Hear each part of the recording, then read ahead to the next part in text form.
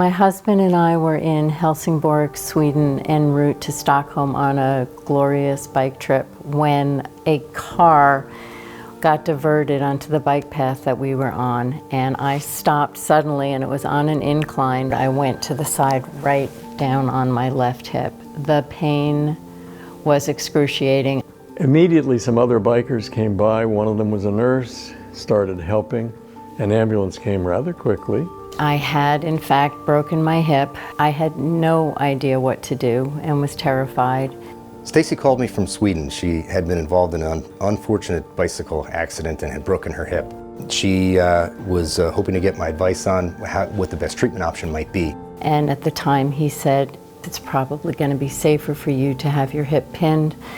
And then later on down the line, if we need to do any more work, we can do that here in the United States. And so I chose to have my hip pinned. When Stacy returned to the United States, we provided her post-operative care, removed her stitches, monitored her weight-bearing progression in physical therapy, and she progressed quite well.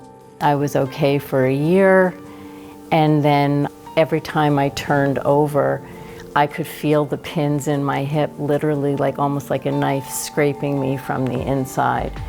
So we made plans for doing a conversion procedure whereby we would remove the hardware that was placed in Sweden and place a hip replacement.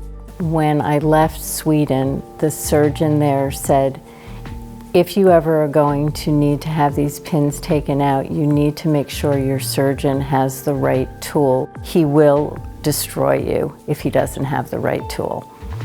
So with that in mind, when the time came to replace the hip, we began a search for the extractor tool.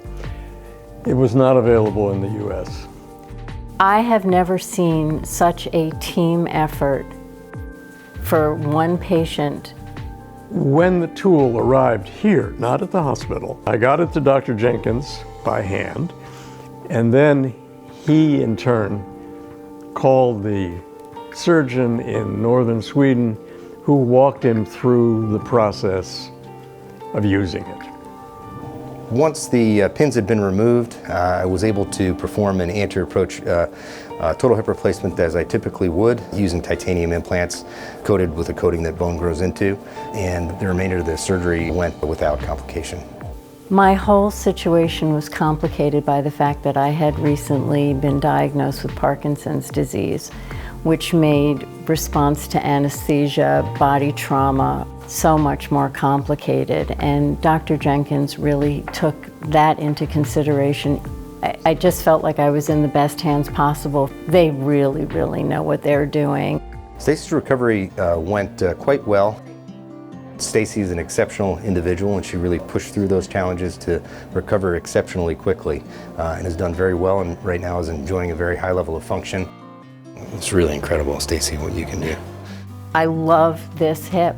I am so grateful for this hip. I can walk again. I can play with my grandchildren. I can walk the dogs. My husband and I just booked another trip. We're finally finishing our trip to Stockholm and are going back. I won't be on a bike this time. I think the success of the hip replacement, you can see it every day because of the way she moves and the way she can move, and her recovery was total.